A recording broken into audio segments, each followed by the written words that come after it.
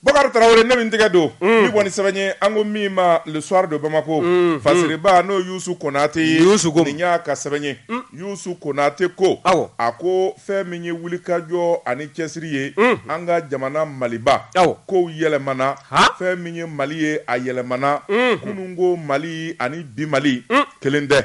sɛbɛnnikɛla ko a ko n'i y'a ta k'a lajɛ fɛn min ye jamanaba in ye Sunjata tile ka fara fɛn min ye Babɛnba ani Biton Kulubali tile Mali tun b'a disi gosi ka waso don min a ko fɛn min kɔni ye Modibo Keyita tile fɛn min y'o waso o don de daminɛna Mali ka danbe k'a segin a ma tiɲɛ k'a fɔ min bɛ se k'a to malidenw ka lafiya o hakilina daminɛna cɛmancɛla fanga ɲɛmaaw fɛ a ko fɛn min ye kɔrɔfɔ ye kɔrɔfɔ bɔra ka bi tandale sabula Mali ni CEDEAO u bɛ ɲɔgɔn na kɛlɛ min na dɔwɛrɛ tɛ Faransi ko kɛlɛ don sɛbɛnnikɛla ko a ko fɛn min kɔni ye kɛlɛkɛla ye i sɛbɛ dɔ man go Colonel Assimi Goïta a sɛbɛ dɔnna sabula a ka kumatigiya bɛ maa min bolo an bɛ don min na ko bi u k'o de ma ministre porte-parole du gouvernement lieutenant colonel Ablaye Maïga n'a y'i ja a fɔ bulo belebele sɛbɛnkɛla ko a ko n'i y'a ta k'a lajɛ fɛn min ye sigikafɔ ani baara minnu kɛra tiɲɛjala minnu fɔra tubabu marabaw ye ani CEDEAO marabaw ye o dɔnnen bɛ nka ka jamana jateminɛ ka jamana ka hɛrɛ jateminɛ ani ka jamana taafa jateminɛ fiɲɛ bɔda bɛ se ka sɔrɔ cogo min sigi ni kunfilenna ni baaraw la colonel Ablaye Maïga a y'o kunnafoni di kɛ sɛbɛnnikɛla ko a ko n'i y'a ta k'a lajɛ sanction min bina anw ka jamana kan kalo kelen anw ma sa an ma ɲɛnamini an ka jamana ma ci jamana ma dagaba wuli kɛ o b'a yira CEDEAO jamana tɔw la k'a fɔ olu kɔnɔ ko Mali ye jamana langolo min ye o jamana tɛ sabula cɛkolomaw de bɛ yen minnu ni jamana in sigilen b'a kan finitigi minnu bɛ yen ni fanga b'olu bolo bi ka fara politikimaw kan u ja minen don hakili sigilen bɛ faso kanu de b'u la hali n'u bɛɛ lajɛlen bi to jamana ka bɔ nɔgɔ la o y'u kalikan ye sɛbɛnnikɛla ko ministre min bɛ marabolo ko kunna n'o ye administration territoriale décentralisation jamana gouvernement ka kuma lasela le colonel Abdoulaye Maïga a kumana a ye kuma min lase o de ye k'a fɔ walasa fɛn min ye Mali a n'a dɛmɛbaaw n'o ye diɲɛ seleke naani faamaw ye u bɛ se ka bɛn kelen ma fɛn min ye jamana faamaw ye u ye sigi kɛ ka jɛkulu kɛrɛnkɛrɛnnen fila sigi jɛkulu fila min n'olu bɛna baara kɛ ni ka hakili jagabɔ kɛ min bɛ se k'a to Mali ka nafa ye min ye Mali ka intérêt ye min ye o ka jateminɛ communauté internationale olu fana bɛ ka kuma min fɔ n'o ye diɲɛ seleke naani dɛmɛbaaw ye olu ka hakilinaw olu bɛɛ lajɛlen fana bɛ se ka fara ɲɔgɔn kan cogo min Mali niyɔrɔ n'olu niyɔrɔ a bɛɛ lajɛlen ka taa kɛ bɛnkan kelen ye min bɛ se k'a to Mali ɲɛtaa ka sabati jamana ka bɔ nɔgɔ la sɛbɛnnikɛla ko a ko n'i y'a ta k'a lajɛ groupe fila sigira groupe fɔlɔ in o sigilen bɛ minisiri Nagakɔrɔ min kɔni bɛna kɛ sababu ye fɛn min kɔni ye transition ani farafinna tilebiyanfan dirigeants ni ɲɔgɔn cɛ CEDEAO ani fɛn min ye Union africaine o hakilinaw bɛɛ lajɛlen bɛ se ka kɛ kelen cogo min o ɲɛmaaya dilen bɛ an ka jamana ani jamana wɛrɛ cɛ koɲɛw ɲɛnabɔ minisiri ma Ablaye Diop sɛbɛnnikɛla ko a ko jɛkulu o kɔni bɛna wuli ka jɔ ani sigi bɛɛ lajɛlen de kɛ min bɛ se k'a to hakilinaw ka fara ɲɔgɔn na ɲininkali bɛ ko minnu na ani ko minnu balannen bɛ olu bɛɛ lajɛlen fura ka sɔrɔ groupe filanan o kɔni bɛna kɛ groupe ye min bɛna sigi ministre de l'administration territoriale ale yɛrɛ Nagakɔrɔ a kelen tɛ ministre min bɛ n'o bɛ jamana kurayali n'o ye refondation ye jamana ani jamana kumasow a n'a sariyasow ni ɲɔgɔn cɛ kuma fɔ o tɛmɛnen kɔfɛ ka bɔ yen ministre min bɛ yen n'o bilalen bɛ min bɛ wuli ka jɔ kɛ premier ministre Nagakɔrɔ yɛlɛma kura minnu kan ka don Mali kura ko la o ministre fana o da b'o o kuma na sɛbɛnnikɛla ko olu kɔni bɛna wuli ka jɔ de kɛ chronogramme n'o ye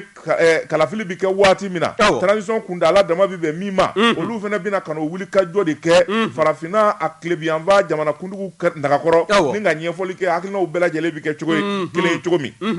sɛbɛnnikɛla ko a ko fɛn min ye réunion fɔlɔ ye o kɛra fɛn min ye janvier kalo tile 31 minisiri min bɛ n'o bɛ an ka jamana ni jamana wɛrɛ cɛ koɲɛw ɲɛnabɔ ale ye sigi fɔlɔ kɛ sigi min n'a senfɛ a y'a dayɛlɛ fɛn min ye sigi wɛrɛ ye o kɛra tarata don min kɛra janvier kalo février kalo tile 8 san 2022 k'a ɲɛmaya di an ka marabolo ko minisiriw ma ni ale ye gouvernement ka kuma lasela ye colonel Abdoulaye Maïga sɛbɛnnikɛla ko a ko n'i y'a ta k'a lajɛ fɛn min ye an ka jamana gouvernement ye ale kɔni b'a fɛ ni hakilina minnu tara k'a yira diɲɛma na k'a fɔ Mali datugulen tɛ sabula jamana kuntigi yɛrɛ n'o ye président Assimi Goïta ye a ko dialogue dayɛlɛlen don o kɔrɔ de ye k'a fɔ Mali salilen tɛ koyi Mali tɛ jamana an tɛ yaada la nka fɛn min ye Mali ye k'a fɔ k'i bɛ Mali mɔsɔn ka don ngabani ngoro dafe se ka kɛ sɛbɛnnikɛla ko a ko an bɛ don minɛ ko bi fɛn min ye réunion in kɔni ye a kɛra fɛn min ye février kalo tile 8 tɛmɛnen tarata don réunion bannen fɛn min kɔni ye maa caman ye olu y'a jira k'a fɔ u lafiyara maa dɔ bɛ o ye groupe filanan maa ye o tɔgɔ de ye Mahamani Sidiku ale ye Union africaine ka ciden ye ale kɔni y'a jira k'a fɔ gouvernement kɔni ye hakilina min fɔ o ye k'a fɔ teliyala u b'a fɛ an ka bɔ gɛlɛya in kɔnɔ embargo bɛ se ka wuli ka bɔ jamana kan cogoya min na sabula hali n'an bɛ se k'a ku san kelen nka fɛn min ye lafiya ye jamana ɲɛmaa bɛɛ de b'o ɲini o ka don i ka jamana kɔnɔ wa fɛn min ye Mali dɔrɔn dɛ Mali dafɛ jamana caman bɛ yen minnu bɛ balo Mali la minnu ka sɔrɔ sirilen don an na olu bɛɛ lajɛlen bɛ ɲini ka wuli ko sara la bi ala ni fɛn min ye embargo in a digi kojugu la o de bɛ ka i b'a ko mun foyi t'u la sɛbɛnnikɛla ko a ko digi kɛlen don la jamana caman bɛ yen minnu bɛ ka kule k'a ci wonbaden o tuma faama minnu b'an kunna olu tɛ faama jugu ye koyi sabula k'a fɔ olu bɛ gɛrɛndɛ sigi maa na Mali t'o kɔ Mali bɛ min kɔ o de ye basigi ka na Mali kɔnɔ an ka jamana ka lakana an ka jamana sɔrɔ ka k'an da ye maa si n'o ye marabaa jugu ye o ka n'i da don an ka jamana marako la k'a fɔ a b'a k'a sago ye n'o sɔrɔla bɛɛ fɛn min ye minisiri Ablaye Mayiga ko fɛn min ye jamana faamaw ye o y'u ka laɲini de ye wa basigi bɛna kunnafoni filɛ nin ye an ye min zalo ka bɔ le soir de Bamako kɔnɔ a ka bi bɔli la le soir de Bamako ka fara fasɛrijɛkulu kan Seydou Umar an b'u bɛɛ lajɛlen fo ni ne tɛgɛ don ni sɛbɛn bɛ bɔ sɛbɛn min n'o k'a ma ko Nouvelle Horizon ɲɛdankura Nouvelle Horizon maa min ka fasiri ye nin ye o ye Tuguna A Traoré ye Tuguna ko to sira tɔ k'an k'a gan dɛ min ye police territoriale ko ye a kɔrɔfɔ bɔ ka bin u b'a ye k'a fɔ min ye maa caman wulila ni ka kangara da a ɲɛ bawo min ye police territoriale ye k'a bɛna ni jamana farali ye bawo n'i y'a ta k'a lajɛ hakilinajigi min ye mars kalo dɔ tile 25 ye san 2020 i b'a ye k'a fɔ laadala ɲɔgɔn ye min n'o bɔra ka kɛ anw ka ministre des affaires étrangères ani bamanjilakaw ka jɛkulu ni ɲɔgɔn cɛ i b'a ye k'a fɔ bɛnkanw kun kɛla fɛn min kan o de ye ko police territoriale o ka se ka sigi sen kan nka ko n'i y'a ko ta k'a lajɛ i b'a ye k'a fɔ fana min ye nin février kalo in tile 4 tɛmɛlen ka bɛn juma ma san 2022 i b'a ye k'a fɔ ministre ka laadala ɲɔgɔn ye min n'o bɛ kɛ araba o araba n'a ɲɛmaaya o bɛ di jamanakuntigi ma bi na min ye colonel Asim Goita ye ɲɛmaaya tun bɛ a bolo o ɲɛmaaya o kɔrɔfɔw senfɛ ani lajɛrɛ in senfɛ i b'a ye k'a fɔ hakilinaw dala kura ye ko hakili jagabɔ ka taa ni ka ɲɛsin projet de loi dɔw ma n'o ye sariya bolo ye dɔ bɛ tali kɛ anw ka nin transition in o charte o bɛ se ka lajɛ cogo min na ka révision min ni yɛlɛma mun kan ka se ka don a kɔnɔ hakiliw ka jagabɔ ka ɲɛsin o ma fo ka taa se projet de loi min n'o fana bɛ kalata ko fɔ o fana yɛlɛma kan ka se fa minnu ma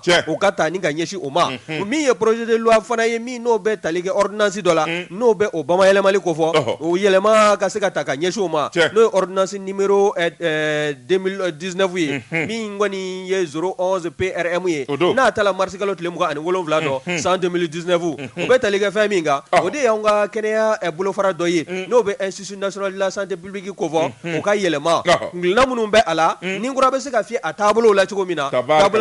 hakilinaw dan bɛ ka ɲɛsin o ma wa projet de loi dɔ fana bɛ yen min bɛ tali kɛ adamadenya yɛrɛ jeli a jeli kan ka bila makama min kɔnɔ i y'a dɔn jeli tɛ feerefɛn ye wa min ye jeli ye ani a matama minɛ tɔw olu kan ka bila bɛrɛ minnu na sariya minnu b'o ko maana hakili kan ka jagabɔ ka ɲɛsin o ma fo ka taa se min ye règlement min n'o bɛ tali kɛ anw ka jamana yɛrɛ ka sɔrɔ ko kan min kɔni n'a hakilina tala san 2018 o ko bɛɛ lajɛlen ka fɛsɛfɛsɛ wa nafolo minnu n'olu sɔrɔla a waatinin kɔnɔna na o donna da minnu fana na ɲɛfɔli ka kɛ o kan projet de loi dɔ fana bɛ yen n'o ye sariya bolo ye o bɛ institution de la police territoriale ko fɔ o min kɔni kɛn bɛ ka jamanaden kelenna bɛɛ lajɛlen tɔnsi wuli ka jɔ bawo n'i y'a lajɛ min ye police territoriale ye a ko n'a nana yalima an ka police minnu bɛ yan olu ka taabolo bɛna kɛ mun ye wa maa dagarandilen dɔ kɔni y'a jira fasiri kɛ b'a la k'a fɔ min ye police territoriale ye a ko a ka bila kɛrɛfɛ bawo n'a donna jamana kɔnɔna na a bɛ taabolo min maana o de ye i n'a fɔ lamɛrikɛn jamana ninnu n'a ɲɔgɔnko ani Russie jamanaw minnu ye état fédéraliw ye police territorialiw bɛ fédérali o tɛ ka jamana sigi jamana kɔnɔ o dɔ kɛ an tɛ wa o de y'a to o ni bamanjilakaw ka ɲɛmaa ninnu u ye ɲɔgɔn ye o ɲɔgɔn ye in de kɛla mars kalo dɔ tile 25 san 2020 o bɛnna o de kan kɛ u bɛnna nin de kan an tɛ o kɔrɔfɔ bɔ ka bɛn maaw kɔni maaw sɔmi ka surun i b'a ye k'a fɔ kɔrɔfɔ in bɔ ka bin min ye nin maa dagarandilen ye Tuguna A Traoré ka fɔ la a y'a jira k'a fɔ k'a ni anw ka force de défense de sécurité u ka taabolo n'u ka tabiya k'a tɛ ɲɔgɔn ta wa min ye état fédéraliw ye minnu bɛ i n'a fɔ États-Unis n'a ɲɔgɔnko a bɛ kɛ yɔrɔ ninnu a bɛ kɛ o yɔrɔw de kɔnɔ jamanaw de kɔnɔna na o tɛ ɲɛ anw ka jamana kɔnɔ bawo n'i ye police territoriale sigi jamana in kɔnɔ a bɛna kɛ u ka fanga a bɛna bila maa min ka danganiya kɔnɔ o de ye ye an ka marabolo mara kafotigiw n'o ye gouverneur ye olu b'u sago n'u dungɔ minnu kɛ maaw na dɛ ko in k'a bɛna kɛ dantɛmɛ wale o laban bɛna ni jamana yɛrɛ cili ye min kɔni ye taabolo ye min n'a bɛ se ka kɛ bisi basi an ka jamana kɔnɔ o de y'a to kɔrɔfɔ bɔ ka bin maaninfinw kɔlen kɔ ka kulekan bɔ ko min ye police territoriale an t'a fɛ bi an t'a fɛ sini i b'a ye k'a fɔ min ye conseil national de la transition u ka sigi min kan ka kɛ février kalo tile 17 san 2022 i b'a ye k'a fɔ a samana ka bɔ a la min bɛ nanzarakan fɔlɔ ko k'a retiré u y'a sama ka bɔ u y'a bɔ a la le retrait du projet de loi instituant la police territoriale a été retiré u y'a sama ka bɔ u taara n'a ye min u y'a bila kɛrɛfɛ min poubelle u k'a bila poubelle la a bilala kɛrɛfɛ fɔlɔ n'u y'a bila poubelle la Makɔrɔ Wesi b'a ta k'a ɲɔɲɔ k'a ayiwa ka taa kɛ baji la Makɔrɔ Wesi o ye mun ye e ti connais pas Makɔrɔ Wesi e ti Makɔrɔ Wesi dɔn wa karamɔgɔ daba ɲuman na i ka ndakariya bɛ fɛ ka juguya sa non machine baw de b'olu bolo ka ɲama doni fa bɛɛ lajɛlen fɛ donc n'u ye ɲama sɔrɔ u bɛ ɲama de buraye k'a mugu bɔ Danbele ka yɔrɔ projet de loi in dɛ ne m'o dun i da o Makɔrɔ Wesi jaayibu dɔw ne m'o dun i da o Lamine fɛ yen u ka taa n'a ye Lamine Danbele u ka projet de loi in dɛ police u b'a mugu de bɔ ka taa kɛ ba kɔnɔ f'a ka woyo ka taa n'a ye a ka woyo ka Mali ban ka taa fɔ Niger Seydou Traoré min ye police territoriale ye a kɔrɔfɔ bɔ ka bin ani maaninfinw ka wuli k'u jɔ k'an tɛ jɛn ni a ye i b'a ye k'a fɔ a samana ka bɔ projet de loi minnu kun kan ka di CND ma n'a k'i hakili jaga bɔ a ko kan février kalo tile 17 nata san 2022 wa n'i ye kɔrɔfɔ in lajɛ i b'a ye k'a fɔ min ye jamanadenw ye ko anw kala an bɛ wa k'an bɛ ko caman kalama sisan koyi wa min ye diɲɛ laban kunnafonidi siraw ye ko t'a la ka tugu jamanaden na tuguni min ye Choguel Kokala Mayiga ye ka taa se anw ka transition ɲɛmaa ma n'o ye colonel Assimi Goïta ye u b'a la ka jamanadenw lamɛn fɛn fɛn kɔni bɛna kɛ sababu ye k'a ni jamanadenw fɔ ɲɔgɔn kɔ walima ka jamanadenw kɔ don ɲɔgɔn na o taabolo ninnu bɛɛ lajɛlen bɛ da kɛrɛfɛ hakili jagabɔw ka kɛ a ko kan nin kun ye sɛbɛn min n'an y'a sama ka bɔ Nouvelle Horizon kɔnɔna Tuguna A Traoré a ka fasiri don Bakari Traoré ne bin tɛgɛ don bi bɔ ni sɛbɛn ye an ko min ma indépendant fasiriba n'o ye Dawuda Sangare ye fulakɛ nin y'a ka sɛbɛn ye Dawuda ko a ka di n'a tɛ dabila diɲɛ nege tɛna fɔ parti minnu bɛ n'u k'o ma cadre d'échange olu de bɛ ka transition senamaya bi sabula n'a y'i ja a fɔ olu de ye opposition ye bi u kumara fili la cadre d'échange u kali k'a ye ko transition ka sabati nka a bi sabati n'olu kɔnɔ de ye koyi transition ka ɲɛ olu kɔnɔta ye min ye a bi ɲɛ n'o de ye jamanadenw kɔnɔta olu mago t'o la koyi n'i y'a mɛn u da ko transition réussi a ka réussi n'olu kɔnɔ de ye o de ko don regarde-moi ça ayiwa bɛɛ ko pour une transition réussie nka bɛɛ n'i kɔnɔ don et tout le monde se dit on est là pour le Mali mais bɛɛ n'i kɔnɔ don ayiwa sabanikɛla ko cadre d'échange pour une transition réussie u ye sigi kɛ sigi min kɔni n'a kɛra hakilina falen-falen ye min kɔni a laban dɔ u ye kunnafonidilaw wele ni ka conférence de presse kɛ kunun ko araba février kalo tile 9 hôtel Radisson na sabanikɛla ko a ko nin kɛra atelier yɛrɛ de ye koyi hakilina falen ani barodalasigi u parti politique damaw yɛrɛ de taara ni ka taa Mali laraweli daminɛ u hakilinaw n'u fɛta ye min ye ni k'a boso k'a da u ko fɛn min kɔni ye transition ye kalo 18 don mars kalo tile 25 kalo kura n'o sera fɛn min kɔni ye transition ye ko maa o maa bɛ yen n'o bɛ transition kunna bi a bɛɛ kan ka taa ka bɔ yen maa wɛrɛw de kan ka na awɔ olu b'a fɛ ka don wa aw tun b'a la a ma ɲɛ aw bolo anw bi san 30 anw bi Assimi ni Choguel bila anw bɛ taa jɔn da anw bɛ taa jɔn da ɲininkali on ne cherche pas une équipe qui gagne ayiwa sɛbɛnnikɛla ko a ko fɛn min ye nin maaw ye cadre d'échange maaw u ko fɛn min ye olu ka laɲini ye CNT charte min na i da bɔra ka maga la baara minnu bɛ ka kɛ k'u tɛ ɲɛ ni nin si ye u ko u bɛ min laɲini u ka atelier laban in na o de ye k'a fɔ olu hakilina n'u fɛta ye min ye o ka ta bala atelier min n'a sigi kɛra fɛn min kɔni ye parti politique ye u tun bɛ kɛnɛ kan Parena Cheblen Darame ACRT Isa Kawjim fɛn min kɔni ye parti politique misɛnnin caman ye olu kɔni tun bɛ kɛnɛ kan ye sɛbɛnnikɛla ko kɔrɔfɛ tun bɛ maa min bolo n'a kumana o de ye docteur Modibo Sumare Modibo Sumare ale de bɛ cadre président la bi wa ale de ye kɔrɔfɔ bɛɛ lajɛlen kun don sɛbɛnnikɛla ko a ko fɛn min kɔni ye laɲini min kɛra gouvernement fɛ k'a fɔ fɛn min kɔni ye charte de la transition ye a ka falen u ko charte kura min n'a bɛ falen u t'o fɛ bi u t'o fɛ sini cogo di Charti min bena fallait ka kɛ min ye k'u t'o fɛ olu bɛ mun fɛ n'o tɛmɛna ka bɔ yen fɛn min ye autorité actuelle Mali faama minnu bɛ bi mars kalo n'o sara u ti Assimi yɛrɛ ko ni président ye u ti Choguel yɛrɛ ko ni premier ministre ye olu kɔni u bolo maa tɛ Mali kunna bilen koyi awɔ ne y'a ye olu bɛ sigi ka kuma bi n ko dɔw de bɛ ɲɛmɔgɔya la sɛbɛnnikɛla ko a ko k'u ko tuguni fɛn min kɔni ye charte ye u t'a fɛ a ka fali min b'a kɔnɔ a ka to a cogo la wa ni fɛn min ye mars kalo sara maakuraw de ka sigi n'o tɛmɛna ka bɔ yen a ko fɛn min ye loi électorale ko kuma min bɛ ka fɔ n'a ma ɲɛ k'a fɔ loi électorale bi sigi a kan ka kɛ fɛn de ye min ni olu bɛɛ lajɛlen da b'a la u bɛɛ lajɛlen sago ye min ye o de kan ka don a la n'o ma don a la n'u taara fɛn o fɛn dilan k'olu da t'a la u ti sɔn dɛ u ko fɛn min ye transition janya ye fɛn min kɔni ye laɲini de kɛra dɔ bɛ se ka fara a kan cogo min na u sɔnna dɔ ka fara a kan nka kalo 9 k'a kana tɛmɛ o kan han ayiwa kalo 9 transition kana tɛmɛ o kan wa ni transition bɛ kɛ kalo 9 ye u b'a fɛ CNT kɔrɔlen min bɛ yen o ka ci po ka kura sigi an m'an si kɛ CNT ci la wa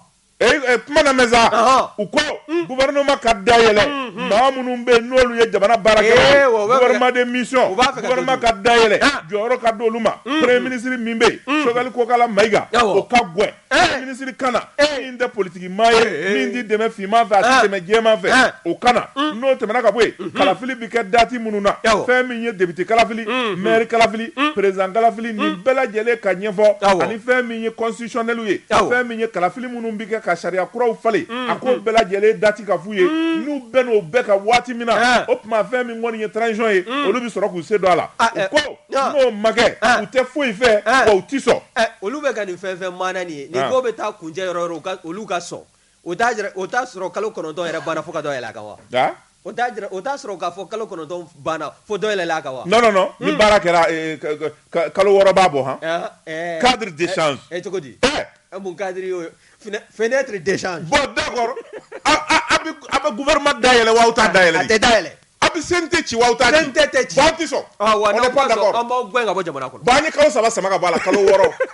ni kalo 6 dafara an b'aw gɛn ka bɔ yen awɔ wa an bɛ yan sɛbɛnnikɛlaw ko cadre d'échange maaw u kali k'a don fɛn min kɔni ye nin gouvernement in ye u t'a reconnu bilen koyi ni mars kalo kɔni jɔra k'a sɔrɔ gouvernement ma ci premier ministre min bɛ yen k'o gɛn ka na ni premier ministre kura ye da ka yɛlɛ olu yɛrɛ ka don u fɛta ye min ye a n'u hakilina ye min ye u ka ta ba la u k'u ti sɔn sɛbɛnnikɛlaw ko an bɛ don min na ko bi fɛn min ye cadre maaw ye ni politique tɔnw ani jɛkulu kɔni k'olu ta tɛ dɔwɛrɛ koyi olu b'a fɛ transition in de ka ɲɛ wa olu b'a fɛ ka Assimi Goïta de dɛmɛ ale bɛ se ka basigi cogoya min na o tuma u bɛ min ɲini colonel Assimi Goïta fɛ a ka wuli ka jɔ kɛ joona fɛn min ye décision ye a k'o ta décision min n'a bɛ na ni bɛn ye n'a bɛ na ni hakilisigi ye a ka fɛn bɛɛ lajɛlen kɛ premier ministre kɔrɔ min fana bɛ yen n'o ye Sumelu Bube Mayiga ye n'a banalen bɛ Assimi Goïta yɛrɛ de ka wuli sa ka avion ta ka taa ka Sumelu ka taa n'a ye Faransi k'a furakɛ ka na. Seydou o kɔrɔ fɔ ye ne ni mɔgɔw tɛ ɲɔgɔn faamuya yɔrɔ la.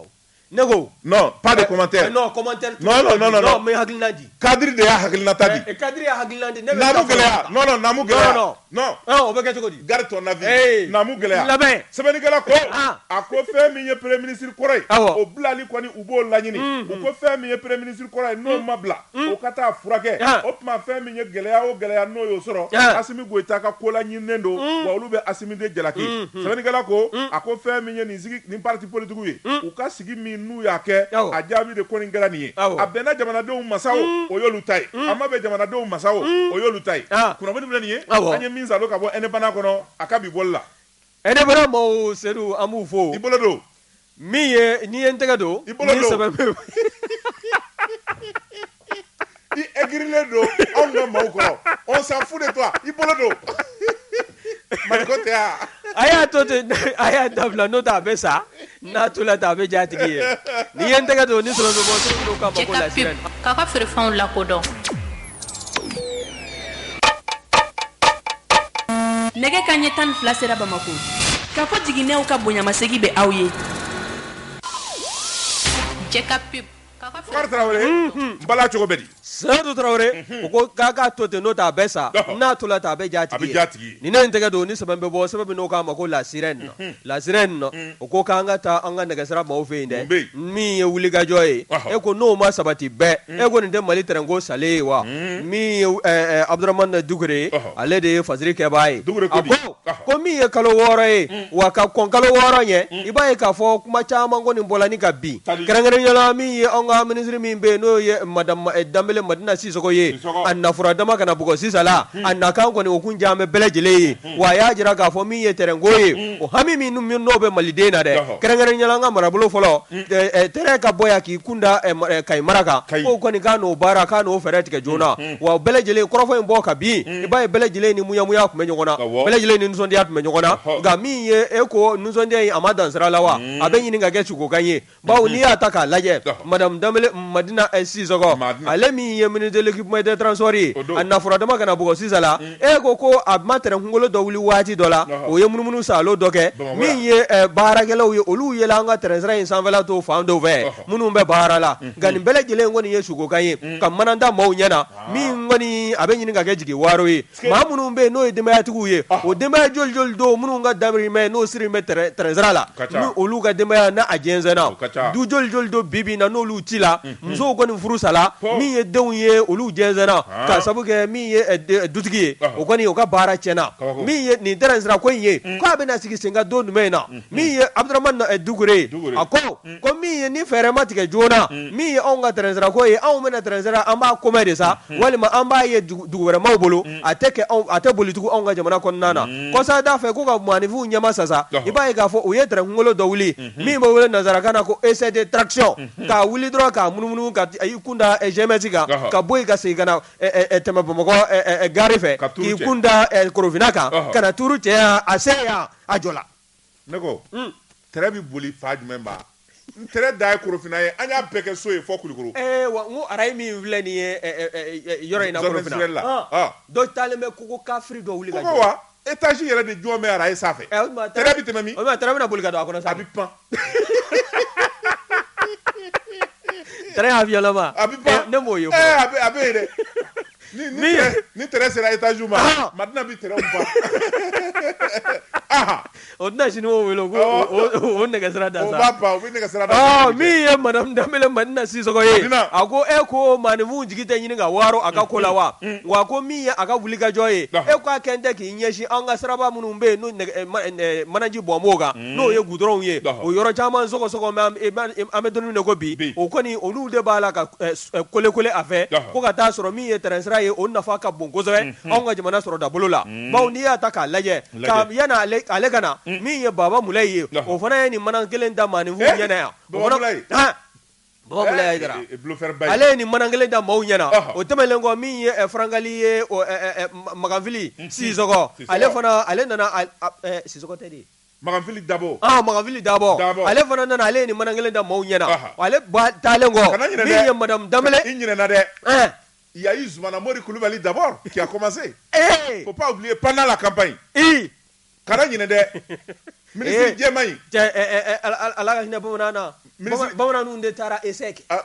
wallahi u ye bamananw don terrain in kɔnɔ su fila ni tile fila u bɛ ka boli yanni kita cɛ ka maaninfinw hakili la bamanan nan'o la a ma kɛnɛya bilen a k'a sisira wa an ka hakɛ b'u fɛ han ala k'a ami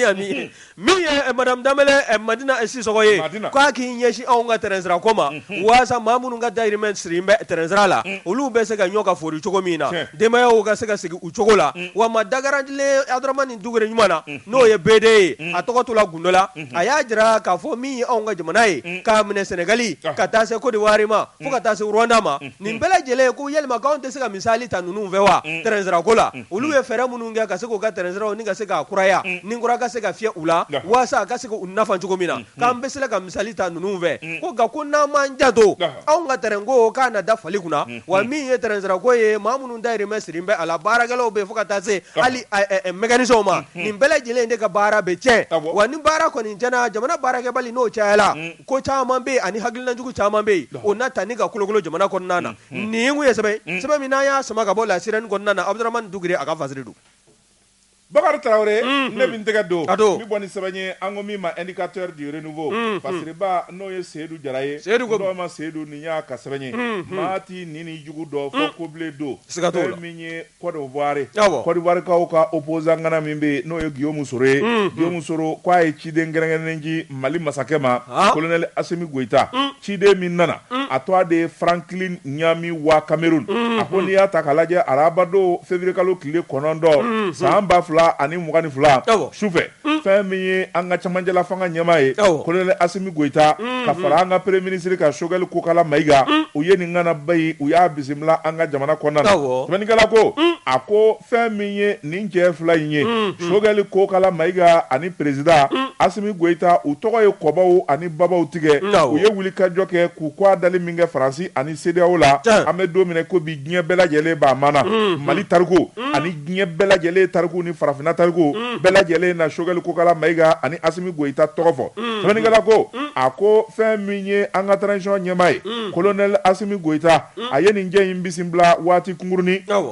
ni ka kuma fɛn min ye kuma caman ye u y'o fɔ a ko fɛn min ye cɛ in yɛrɛ bɔlen n'o ye Franklin Nyami wa Cameroun a y'a jira k'a fɔ ani jamanakuntigi n'o ye Assimi Goïta ye u ye kuma caman fɔ fɛn min ye Guillaume Soro Côte d'Ivoire premier ministre kɔrɔ Assemblée nationale président kɔrɔ parti min bɛ yen n'o ye Génération Peuple Solidaire Afrique o ɲɛmaa don a ko fɛn min ye a ka cikan n'a ka folikan ye a y'o fɔ Mali masakɛ ye n'o ye colonel Assimi Goïta ye foliw tɛmɛnen kɔfɛ ka bɔ yen u kumana fɛn caman kan Mali sini ani Côte d'Ivoire sini farafinna yɛrɛ bɛ se ka basigi cogo min ɲɛtaa ka sabati farafinna ka bɔ jɔnya na n'o ye tubabu jɔnya ye fɛn min ye farafinna jamana ye u ka lafiya da magara nin bɛɛ la a ko n'i y'a ta ka lajɛ fɛn min ye a ka sigi ye ale ye wuli ka jɔ kɛ tuguni fɛn min ye Franklin Nyami wa Cameroun a y'o de fɔ dɛ fɛn min ye an ka premier ministre ye n'o ye docteur Choguel Kokala Maïga ye a n'o kumana a ko n'i y'a ta ka lajɛ Assemblée nationale Côte d'Ivoire Assemblée nationale président kɔrɔ Guillaume Soro kuma minnu b'a da ani wuli ka jɔ min b'a da o de ye k'a fɔ gwɛlɛya min donnen bɛ Mali ani Côte d'Ivoire ni ɲɔgɔn cɛ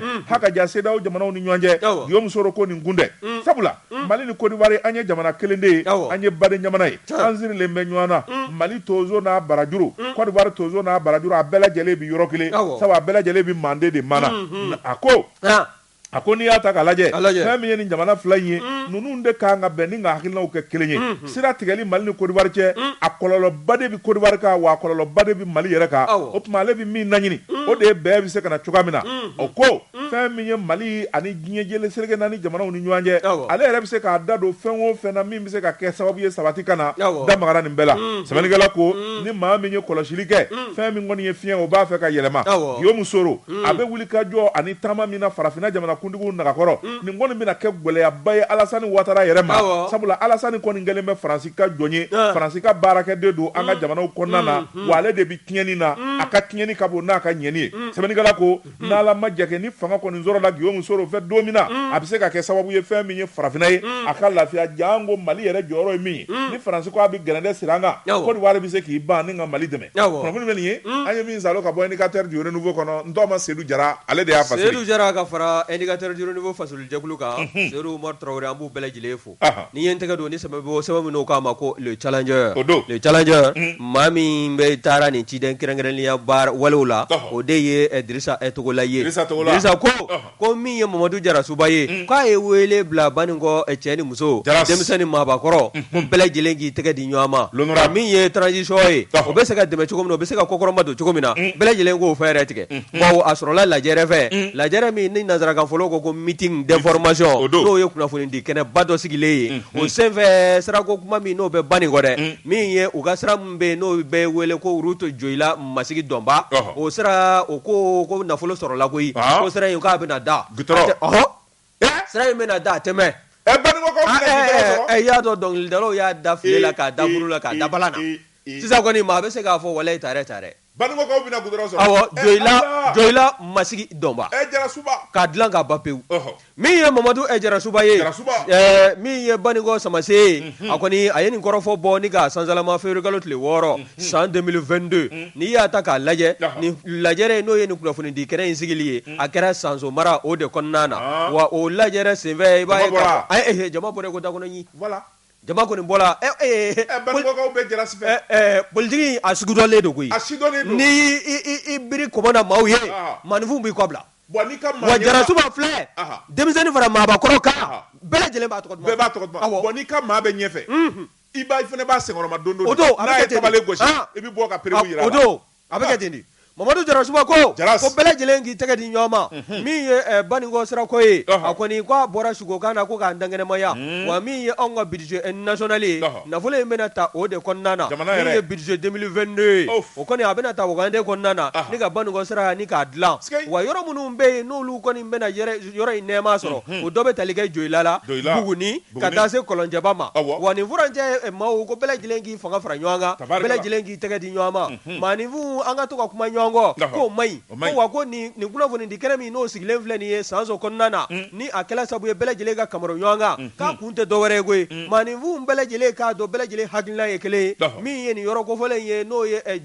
Joyila Masigi Dɔnba bɛɛ lajɛlen hamina ye min ye o ye nin yɔrɔ kofɔlen ninnu bɛ se ka yiriwa cogo min na dɔ bɛ se ka fara o ka yiriwali kuntala kan wa n'i ye Jarasuba ka kɔrɔfɔw lajɛ fasirikɛ b'a ka fɔla n'o ye Dirisa Togola ye Dirisa ko min ye Jarasuba ye a kɛlen kɔ ka kuma ta a kuma o kuma i b'a ye k'a fɔ bɛɛ lajɛlen de kɔni ni nisɔndiya bɛ ɲɔgɔn na tɛgɛrɛw b'a la ka warawara cogo min na u b'a la ka warawara ten Jarasuba ko min kɔni ye ale bɛ tɔn min kɔnɔna na ni o kɛra sabu ye ni a taara CNT yɛrɛ kɔnɔna na n'o ye RPM ye ko o RPM maaw k'u bɛ wuli ka jɔ la wa min ye ale yɛrɛ kɔni ye k'a ni jeni yɔrɔ fin min ye jamana joli ye wa a bɔra yɔrɔ minnu na n'olu ye danaya d'a kan n'o kɛra sabu ye n'a ye députéyaw kɛ jamana in kɔnɔ k'a to a tɛ ji b'u ɲɛ na fiyewu bawo n'i y'a ta k'a lajɛ CNT kɔnɔna baarali maa bɛ se ka CNT da fɛn min ma o de y'an ka assemblée ye o kɔnɔna baarali k'o bɛ jamana baarali de kofɔ ko wa ko maa min ne y'o minɛ i sɛbɛ la k'a bɛ kɛ sabu ye jamanadenw ka danaya ka se ka kologiriya i kan wa min ye i yɛrɛ ye i ka se ka nisɔndiya ni nimisiwasa sɔrɔ ko wa ko nin sira in dilali ko a kɔni k'a na dilan fo k'a ban wa a bɛ kɛ bɛɛ lajɛlen sago ye wa n'i y'a ta k'a lajɛ kɛnɛ in kɔnɔna na maa caman dun bɛ yen i n'a fɔ député kɔrɔ n'o ye Zumananji Dumuya ye awɔ Zumananji Dumuya bɛ yen ale ye Buguni député kɔrɔ ye Zumananji min tun bɛ ka cadre d'échange ka communiqué kalan kununko wa ale don ale bɛ su donbaw fɛ a b'a bɔ baw fɛ wa a tun bɛ yen dɛ ça c'est pas politiquement correct ayiwa maa minnu bɛ transition dɛmɛ e b'olu fɛ maa minnu bɛ transition kɛlɛ e b'olu fɛ ni transition dɛmɛbaaw wele e bɛ t'i jɔ yen ni transition kɛlɛbaaw wele e bɛ t'i jɔ yen non Zumananji mérite mieux que ça wa min ye Banikɔ Zumananji Doumbia il mérite mieux que il est mieux que ça jɛkulu min sigi bɛ Banikɔ n'o bɛ Banikɔ sirako ye ni a hami bɛ u la n'o ye association Banikɔ sirako ye olu fana ka parrain n'o ye Yusufu Hayidara ye ninnu bɛɛ lajɛlen tun bɛ kɛnɛ kɔnɔ o bɛɛ lajɛlen ye kɔrɔfɔ ta fo ka taa se yɔrɔ kofɔlen minnu ni da tula la olu ye maa min kɛ u kumada ye maire tɔgɔ la o de ye Seyidu Togola ye Seyidu ko Banikɔ sirako ko n'a dilanna k'a bɛ kɛ sabu ye dɔ ka dɔ fara Banikɔ yiriwali kan min ye sɔrɔdabolo ye ni k'a yakubaya wa min ye yɔrɔ caman bɛ yen olu ni Banikɔ k'u na ci ka don ɲɔgɔn na sani ka sigi k'o kɛ basigi kɔnɔ ani basigi kɔnɔna na Banikɔ k'o bɛna glace dun o tuma glace tɛ yen glace tɛ yen ayiwa jikuru glace Banikɔ o tɛ yen Banikɔ k'o bɛna glace dun ɲɛ la ko congélateur panneau bɛ yen o ti Banikɔ sa sabali sa e taara yan ne ma taa yen nka n dɛmɛ dɔ la ko ne de taara moi je suis parti n dɛmɛ dɔ la n bɛ yɔrɔ minnu ye sabali i tɛmɛtɔ ti Banikɔ ye sa mais n ko ne taara de ne de bɔra Doyila ka bɔ Fana ka taa Doyila ka bɔ Doyila fɔ Masigi ne de bɛ k'a f'i ye ko glace tɛ yen Jarasuba ka dugu ye Masigi de ye glace tɛ yen wa nin ye glace sɔrɔli ye min ye Jarasuba ye a ko Banikɔ ko bɛɛ lajɛlen k'i tɛgɛ di ɲɔgɔn ma wa nin sira in bɛna kɛ sabu ye ni ka Banikɔ yiriwali ni k'a sinsin n'o tɛ glace tɛ Basabugu a to an ka dɔ mɛn sa mais je t'informe mais chez moi il y a la glace mais Basabugu ye yɔrɔ jumɛn ye d'après Daba Basabugu même c'est qui mais on est à Basabugu c'est où on est à 70 km mais on s'en fout glace déchirée filɛ nɛgɛla Bosofala nous on est à 45 km de la cap goudron bɛ tɛmɛ anw fɛ yen ka ban goudron bɛ tɛmɛ est-ce que courant b'aw fɛ yen wa Jarasuba n'an kɔ est-ce que courant b'aw fɛ yen courant bɛ yen il y a lampadaire bon il y a lampadaire à Njiba énergie du Mali de bɛ yen Joyila ni tilema bɔ don min na nka aw ka mɔgɔw bɛ lampa ni tɔrɔsi courant contact bɛ du kelen bɛɛ kɔnɔ yen o ye Jarasuba yɛrɛ ka du ye o ye panneau damadɔni Seyidu Traoré n'i y'a ta k'a lajɛ min ye Idrissa Togola ye Idrissa ko ko min ye jarasuba ye k'a sewalen bɔra kɛnɛ in kɔnɔna na maaba caman tun bɛ kɛnɛ in kɔnɔ bɛɛ lajɛlen nisɔndiyala bawo Baningo Sirako k'a kamanagan tun bɛ maaw na ko ni n'a ma ɲɛ k'a fɔ faso yɛrɛ de bɛna wari ta Wagande kɔnɔna na ka yɔrɔ kofɔlen in dilan k'a bɛ se ka a bɛ kɛ sabu ye min ye yiriwali kuntala bada ye k'o ta k'o banba nin yɔrɔ kofɔlen in na nin kun ye sɛbɛn min n'an y'a sama ka bɔ Challenger kɔnɔna na Dirisa Togola ale de tun bɛ ciden kɛrɛnkɛrɛnnenya la nin kɛnɛ kɔnɔna na kuma ka ɲi Jeka pub k'a ka feerefɛnw lakodɔn.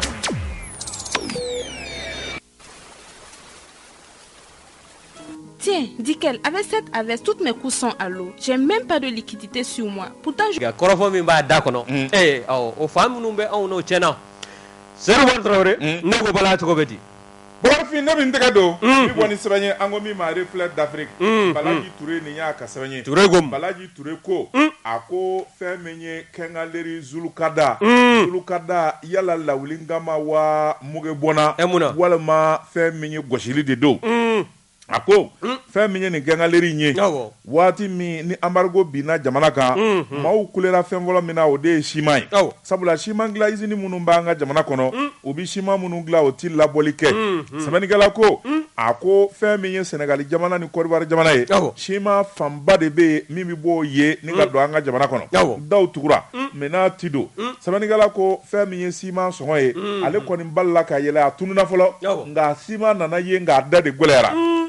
sɛbɛnnikɛla ko siman bɛ fan caman fɛ a da ka gɛlɛ o waati fɛn min ye Zulukada Kɛngaleri Zulukada a PDG filɛ nin ye ka sɛbɛnni kɛ ni k'o cɛri ka publicité yɛrɛ de daminɛ koyi siman tɔni bɛ 25,000 la yɔrɔ tɔw la nka k'ale fɛ yen ko 19,000 don han 95,000 francs sɛbɛnnikɛla ko n ta ye 19,000 ye o publicité kɔni jaruna fa bɛɛ lajɛlen fɛ bɔlɔlɔ kan yen kɔni a kɛra fɛn min kɔni ye dagaba wuli ye bɛɛ lajɛlen de kɔni gundara Zulukada kan client nana client sɔrɔlen u nana min fɔ client ye i b'o dɔ de a ko ni maa min ka sanda ma se 60,000 ma k'a ti d'i ma 50,000 prix la han 50,000 cogo di 19,000 prix ni e nana k'i mago bɛ siman na a mago bɛ tɔni 1 na tɔni 2 a ti feere ma ni maa min ka sanda ti se 60,000 ma k'a ti d'i ma 19,000 o prix la sɛbɛnnikɛla ko nin bɛ se ka faamu cogo jumɛn na fɛn min kɔni ye jamanadenw ye ka kibaruya fu d'u ma k'u lahawuja gansan ka maaw laɲani gansan k'a sɔrɔ u yɛrɛ k'a kɛ i n'a fɔ u ta ye jamana kanu ye k'a sɔrɔ jamana kanu tɛ Balaji Touré ko a ko n'i y'a ta k'a lajɛ fɛn min kɔni ye jama ye o nalen o tuma u ye jama sɔrɔ waati min na u nana ka n'u sago de kɛ jama na wa maa dɔ bɛ yen min kɔni bɛ maaw kɔnɔ gannen simanko la u ye 19,000 min fɔ o tɛ tuguni koyi o bɛ siman bɔ fɛn min ye 25,000 o b'o bɔ kɛrɛfɛ ni k'o feere maaw ma sɛbɛnnikɛla ko Kɛngaleri Zulukada o tuma a nana kɛ ko de ye sa komi n'a ye jamanadenw sɛbɛkɔrɔ tɔɔrɔ sabula ko in jumɛn a kɛra bɛɛ lajɛlen kɔnɔ k'a fɔ nin kɔni ye jamana kanu de ye nin ye commerçant ɲuman ye nin bɛ jamanadenw fɛ nka a nana kɛ jan de ye jan min kɔni dalen bɛ jamanadenw ye n'u ka bi a kɔnɔ maaw bilen jan kɔnɔ a datugulen b'u dala ŋɔɛ sabula maa caman bɛ yen minnu kɔni jigila tigɛra ala ni Kɛngaleri Zulukada u ka ko kɛ cogo juguya sɛbɛnnikɛla ko Balaji Touré ko olu yɛrɛ y'a lajɛ Kɛngaleri Zulukada a ɲɛma o ye Fofana tɔgɔ dɔ ye u ye Fofana kɔni wele k'a da tulu la k'a da jaba la siɲɛ joli u bɛ taa nɔfɛ ɲɛ ti da Fofana kan o tuma fɛn min kɔni ye ko in ye olu yɛrɛ kamana guwanna sa nin bɛ se ka kɛ cogo jumɛn na ni ɲɔgɔn na Kɛngaleri belebeleba k'a da ɲɛma kulo kan k'a fɔ an bɛ siman di 19,000 aw ka laban tuguni ka na fɔ n'i ma 20,000 sanni kɛ a ti d'i ma 19,000 o dɔrɔn tɛ maaw bɛ yen minnu b'a feere 25,000 o Kɛngaleri kelen in na ye a ko maaw kɔni u jigila tigɛra kunnafoni filɛ nin ye an ye min bɔ le reflet d'Afrique kɔnɔ a ka bi bɔli la reflet d'Afrique maaw Seydou Umaru Traoré an b'u fo ni ne ye n tɛgɛ don ni sɛbɛn bɛ bɔ sɛbɛn min n'o k'a ma ko l'Empire maa min ka fasiri ye nin ye o ye Ibrahima Musa Jalo ye Ibrahima Musa Jalo ko min ye DCAP maa 44 ye dɛ maa 99 na e ko olu ma salo ni ka bɔ u jɔyɔrɔ la wa min ye wulikajɔ ye sɛgɛsɛgɛli kɛbaa ka fɔ la n'o ye fasiri kɛbaa ye a ko min ye Umaru Traoré ani Alassane Diallo e ko k'olu de ma kɛ ni maa 44 olu ka wulili ye ka b'u jɔyɔrɔ la ye wa bawo n'i y'a lajɛ min ye chef de cabinet Umaru Traoré ka taa se conseil juridique Alassane Diallo ma ninnu bɛɛ lajɛlen ye baarakɛlaw ye ministère de l'éducation nationale la minnu kɔni bɛ ministre kɛrɛfɛ wa u ye maa 44 nani no directeur du centre d'animation pédagogique de Gabu o ma bi nani ku wuli Gabu place la ku remplacer ni walma kama woro wele kana bla u joro la o koni ko kela ali sama fi kuma ta samia ga wuli bawo ni ya taka laje mi ye janvier kalo o labando lo yi ni korofo nunu ani ni bara nunu hagilno ngoni ndala wani ya taka laje kokura mi ye ko abe blamina mi ngonnana abe flika mina ni ka okofo wa mi ye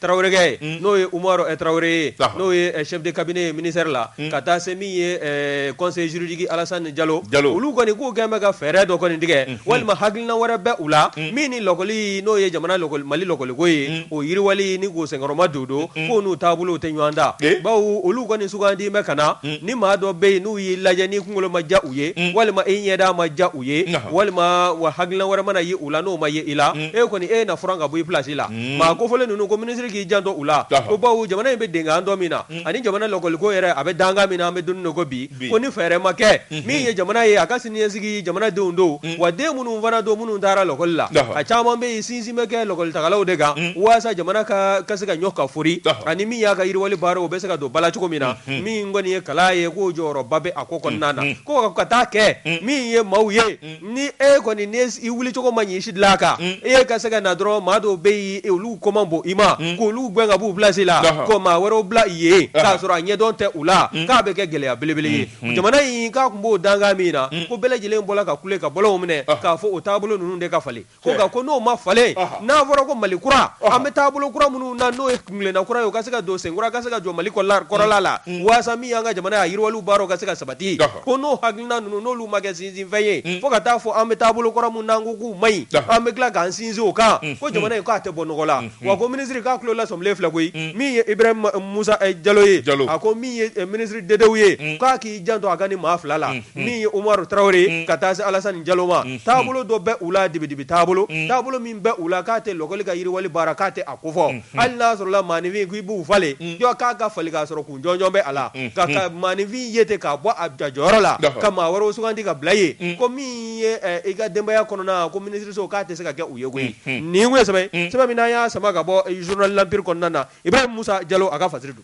Bokar Fin ni ye dekabu koro ka kuma de ubi fale amu fale ka makura sigi amu fale muna antu fale muna les autres sont à l'attente akobi koro ni ya pourquoi pas je mérite ça de voir Traoré décap basa butawa non je mérite ni yemugo abo shige dekabu yala ukataka boye bara lokol medri nunu anyana ni ko nunu laje ube fale hali on ga lokol de ata lokol medri aga fini ne kume koyo voilà mais stati koyo pendant da kingri do be titi o tikable gabi mise ni ya abe mobile kono sa ano manga article 30 o de nana kalango inche bon regarde-moi ça voilà des gens on de yaukala on de ma bekala non ma do mobile kono do mi do ni lafia ko ni nana article 39 awo saison 2 wa amargo be wuli sisa saison 1 ma ba amargo be bansa ma damne aw ka sawali Bakar ne bin tega do ni ko ni sabanye ango mi makaba ko fadunya fa barangaba bugu jara kalba bugu ka bugu kuruni ni ya ka sabanye kuruni ko ako fe mi ngoni nye wili kajo ani chesiri mali police la ka u bala fe mi nye ministry mi na be la kanango kuna atwa de general de brigade Ali Mohamedine chengana do aka wili kajo na aka chesiri ni kura fiele mbe mali la kana tigila maula ako fe mi ngoni ye Bamako la kana ni seve police ko ni vle ka jamba de labe fe mi ngoni ye Bamanji wale tigilamo ani dandeme wale tigilamo nyana mini fura fere bawo ani bandi kwale ma kemeni ma tani kele bulada kele u ye karawko la unyano sebani gala ko akodi akoni ya ta kala je fe mi ye Bamako komini nani nai police munu be o kuna foni de soro la koyi ka fo fe mi ye autogari la Guinée place ye ngoni ngelembe kojugu kala o koni u dagayore fe mi ye police yi u ye labeke sibiri do février kalo clé duru fe mi ye nege kanyata ni konondo sanga bisaba police u koni ye fa bela jele de mine o ni gendarme national garde national o faraluka u tara fiye opma fe mi ngoni ye jikorani ye la Guinée place adonna na boda mise u ya bela jele de damine karaw asinga momoli damine momoli furajugu feerebaw dɔrɔgu jugu ani fɛn min kɔni ye zonba kulew ye pistoletigiw ani fɛn min kɔni ye bamanji kwale minnu bɛ n'olu b'an senkɔrɔla ɲɔgɔn sa yɔrɔnin kelen fɛn min kɔni ye maa 100 ni maa 17 siganama na u y'o de minɛ o ɲɛna cɛ awɔ o tuma Lagine place ma ye o ka maajugu fura ka bɔ an senkɔrɔ o minɛlen kɔfɛ muso 6 b'a la a ko fɛn min kɔni ye lakanabaw ye muso e bɛ taa mun ɲini e ma balakaw ka ko ye sa musow bɛ binjala yɛrɛ de jago u b'a min u b'a feere sɛbɛnnikɛla ko a ko fɛn min ye muso 6 ye tɛgɛ dar'o kan ŋami nagarabaw don a k'o tɛmɛnen kɔfɛ ka bɔ yen fɛn min ye lakanabaw ye u ye fɛn min ye moto 22 moto suɲɛlen u y'o minɛ o ɲɛna o tɛmɛnen kɔfɛ ka bɔ yen fɛn min kɔni ye produit n'o ye ɲɛnamini furaw ye Amadu Aya Sanogo ani fɛn min kɔni ye n da produit dɔ tɔgɔ y'o ya o bɛ o cɛni o tɛ sabali e t'a ɲɛdɔn wa mais tu n'es pas dans les domaines non moi monde kɔnɔ non moi je ne suis pas dans les réseaux e tɛ réseau kɔnɔ binjala ɲɛnamini furakisɛw o carton 82 ani 2 u y'o de minɛ ayiwa carton 82 o ɲɛna a bɛɛ ɲɛnamini fura sɛbɛnnikɛla ko a k'u ma da o ma fɛn min ye juin ye o biriki o bɔrɔ kelen o bɔra n'o ye a ko fɛn min kɔni ye ɲɛnamini furaw ye u k'u ni boisson dɔw ɲami ɲɔgɔn na n'o ye boisson énergétique ye u bɔra n'o paquet dɔw ye sabula n'i y'olu dɔw fara dɔw kan o y'a kɛlen kangarangaki ye i bɛ mélange de kɛ ka kurusi ka mugu ta ka kɛ i bɛ dɔw fara dɔw kan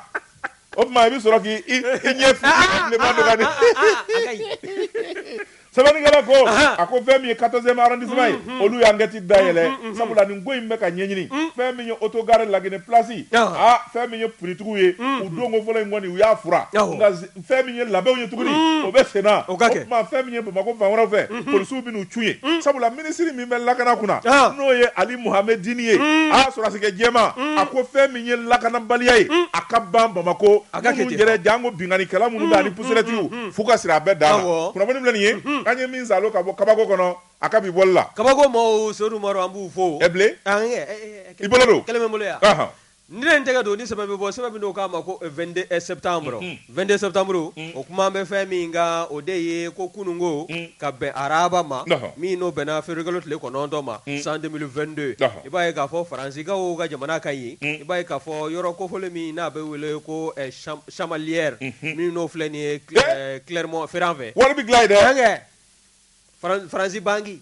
ko tasuma de balila ka wuli ye o ka so min bɛ n'o ye laboratoire ye o min n'o bɛ wari ɲɛgɛnw fara ɲɔgɔn kan yanni a ka dilan ka kɛ biye ye ka bɔ kɛnɛma bɛɛ lajɛlen ka se k'i ta sɔrɔ a la bawo n'i ye kɔrɔfɔ in lajɛ min ye AFP yɛrɛ ka kunnafonidila ye n'o y'a journaliste ye ale kɔni ye nin kɔrɔfɔ in bɔ ni k'a sansalama ko tasuma kɔni balila ka wuli nɛgɛ kanɲɛ 10 waati n'i y'a ta k'a lajɛ maa bɛɛ lajɛlen ka bɛɛ k'i yɛrɛ ɲininka ko yalima nin tasuma a wulila nin yɔrɔ kofɔlen in na cogoya jumɛn na ɲininiw ni sɛgɛsɛgɛliw bɛ sen na wa jirala fana k'a fɔ nin yɔrɔ kofɔlen n'a ma don bɛrɛ la k'a bɛna kɛ sababu ye ni ka dadigiba kɛ Faransi sɔrɔ dabolo la bawo min ye tasuma ye n'a tola ka bali ka wuli nin yɔrɔ kofɔlen ninnu na min ye nafolo ye minnu bɔ an bɛ kɛnɛ ma olu kɔni tɛ se ka sɔrɔ tugun nka minnu bɛ bɔ in kɔnɔna na a kura i b'a ye k'a fɔ hali minnu kɔni ka impression ma ban fɔlɔ minnu dilali ko a ma latigɛ k'a ko ban fɔlɔ nin bɛɛ lajɛlen ni tasuma y'a sɔrɔ k'a bɛ kɛ kasara ye nin kɔni baaraw bɛɛ lajɛlen bɔra ka kɛ kunun ko min kɔni ni AFP y'a ta ni k'a sansalama nin kun ye sɛbɛn min n'an y'a sama ka bɔ 22 septembre kɔnɔna na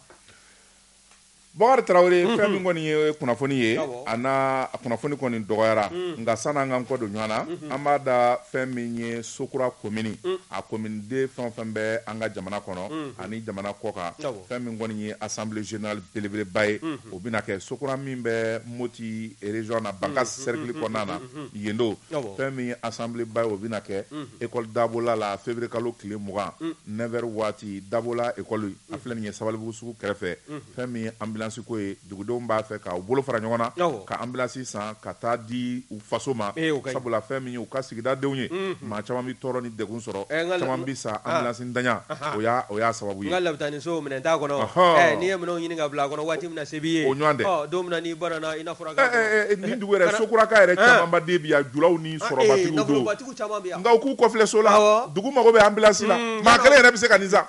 joona k'a caman maa kelen bɛ se ka nin sa o tuma fɛn min ye kibaruya ye u bɛɛ welelen don u kana ɲɔgɔn ye la fɛn min ye dimanche don ye février kalo tile 20 école Dabola la Sabalibugu sugu kɛrɛfɛ association des commerçants voyageurs du Mali et de la diaspora malienne ACOVMADIA o ye commerçant minnu bi taama jamanaw ni ɲɔgɔn cɛ k'u kɛlen bɛ k'a ɲini jula bɛɛ lajɛlen fɛ u kana u ka meeting belebeleba la u ka datugu jumadon u kana meeting na 14h waati a bɛ kɛ place du souvenir la Bamako suguba kɔnɔna na maa min ye sɛbɛn tigɛ bila o y'u ka secrétaire général a ka yamaruyatigi n'o ye Musa Magan Sira Sako ko commerçant bɛ welelen don meeting na juma février kalo tile 11 14h waati